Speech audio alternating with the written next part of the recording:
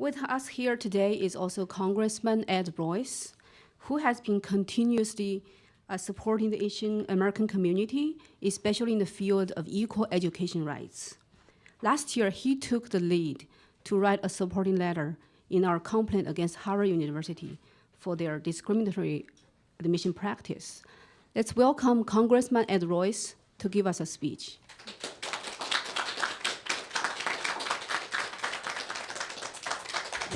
Thank you very much, Swan Lee. I'm Ed Royce. I'm chairman of the House Foreign Affairs Committee. And this issue first caught my attention in California when we had an initiative called Senate Constitutional Amendment 5. And SCA 5 would have reintroduced race as a factor in California university admissions. And here's my concern about this.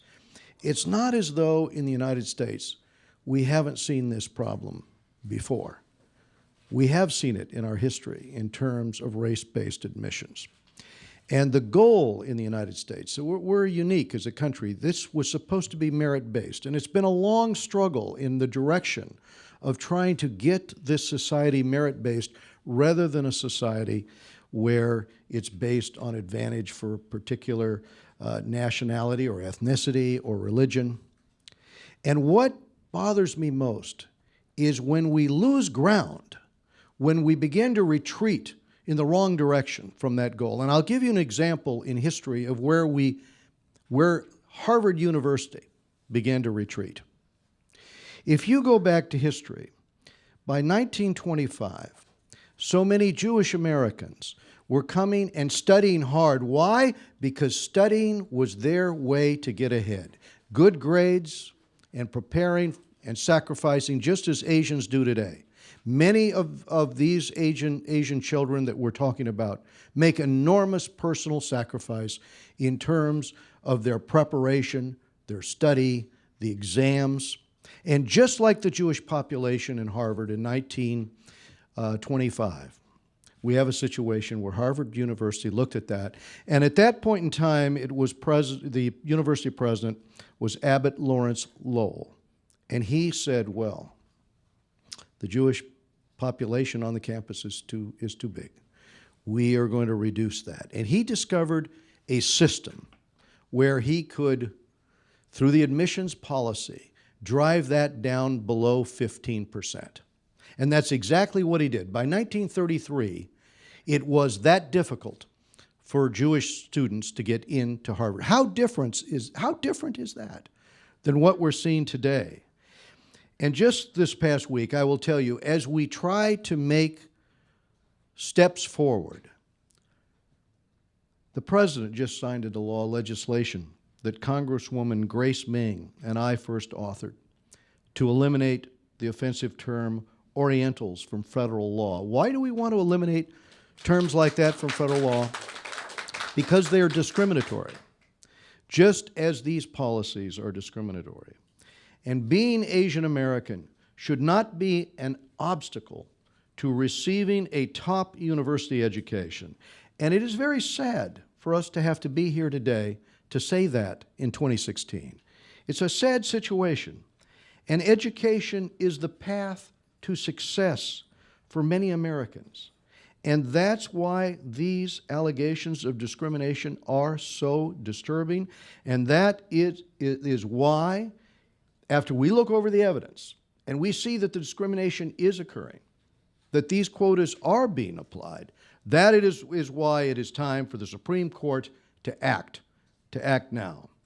And I think supporting the coalition's complaint, we have 130 different organizations represented here today, is a mountain of evidence. While the population of Asian Americans have grown rapidly in the United States for the past 20 years, and yet the admission rate at Harvard University, for example, has stayed between 15 and 20% all that period of time. And similar numbers can be seen in other Ivy League schools. And this suspiciously flat number is at odds with the data that shows a much higher proportion of high-performing American high school students are of Asian descent. If Asian American students are treated fairly, why is it that their enrollment rates for Asian Americans are much higher at schools that don't use race as their selection criteria, such as UCLA, certainly UC Berkeley? Those would be prime examples. Asian American parents are right to be concerned about this. We should all be concerned about this because this goes to the very issue of merit in U.S. society. This goes to the very issue of justice.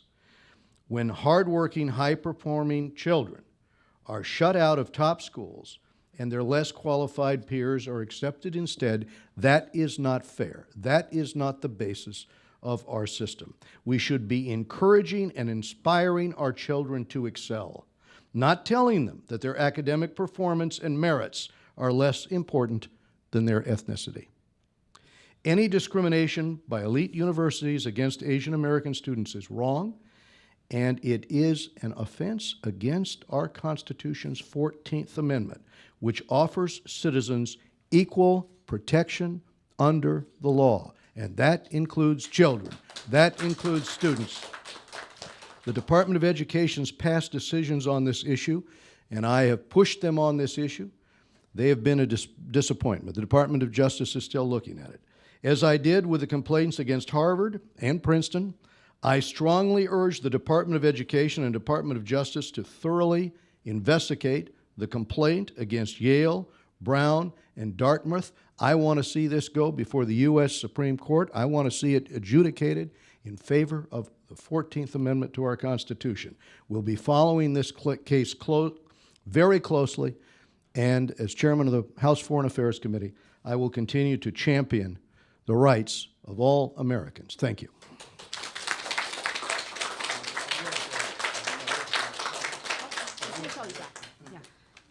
Thank you, Congressman Ed Royce, for advancing justice and supporting our fight for equal education rights. To recognize Congressman Ed Royce's contribution and support for us, the president of AACE, Mr. Yukong Zhao, will present Congressman Ed Royce with the Champion of Equal Education Rights Award.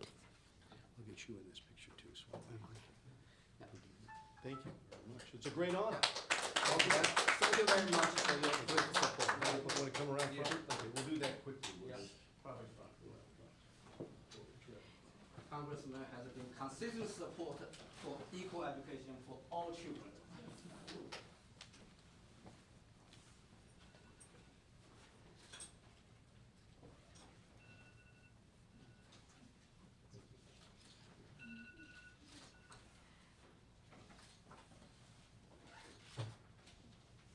Can I have everyone look this way, please?